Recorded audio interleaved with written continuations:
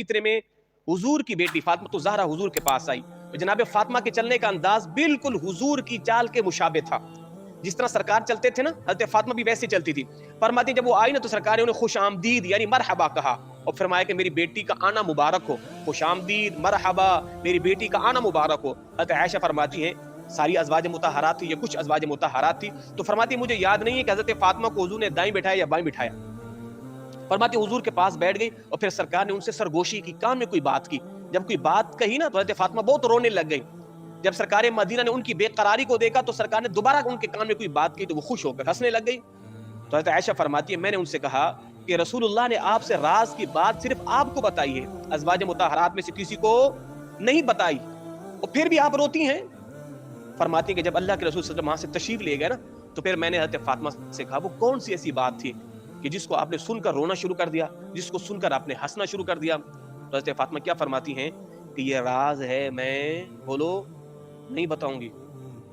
तो जनाबे आयशा सिद्दीका ने हजरत फातिमा को कसम दी, फरमाया कि ए फातिमा मैं आपको अपने उस हक की कसम देकर पूछती हूं कि जो आपके जिम्मे है।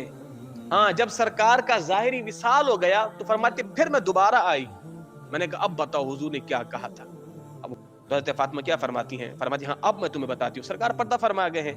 फरमाते वो राज की बात ये है कि पहली मर्तबा सरकार ने मेरे कान में सरगोशी की और फरमाया कि मेरी बेटी फातिमा, जिब्रील अमीन हर साल मुझसे रमजान में एक मर्तबा या दो मर्तबा कुरान का दौर किया करते थे और इस मर्तबा जिब्रील ने 2 मर्तबा दौर किया है। मैं समझ गया हूं कि अब मेरा वक्त क्या है, बोलो करीब है। अब मैंने अपने रफीक आला से मिलना है। तो फरमाती जैसे हुजूर ने मुझे ये बात कही तो मैं रोने लग गई और फिर हुजूर ने फरमाया कि मैं तुम्हारा बेहतरीन पेश रूह हूं। मैं रोने लग गई।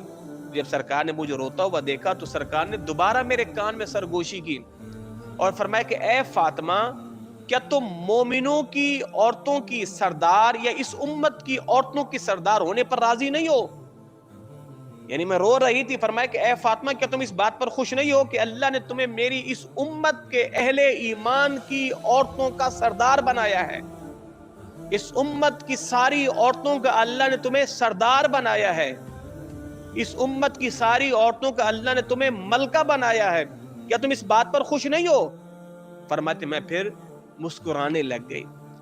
तो अल्लाह के रसूल के 6 माह बाद हज़रत फातिमा का विसाल हुआ। 2 खुशखबरें दी। पहली तो ये कि ए फातिमा, मेरे बाद मुझसे सबसे पहले तुम आके मिलने वाली हो। हुजूर के 6 माह के बाद हज़रत फातिमा का विसाल हुआ और फातिमा रज़ी अल्लाह ताला सर से लेकर पांव तक ना हम शक्ल मुस्तफा थी। सर से लेकर पांव तक हम शक्ल मुस्तफा थी। आपकी चाल ढाल, वज़ा, कता, चलना फिरना, बोलना सब हुजूर के मुशाबे था। अल्लाह अकबर। हज़रत फातिमा तो ज़हरा जब आती ना तो हुजूर खड़े हो जाते और उनके माथे का, पेशानी का बुस्सा लेते और सरकार उन्हें अपने पहलू में बिठाते और जब सरकार तशरीफ ले जाते हज़रत फातिमा खड़ी होती, वो हुजूर के माथे का बोसा लेती और सरकार को अपनी मस्त पर बिठाया करती थी। अल्लाह अकबर, अल्लाह अकबर।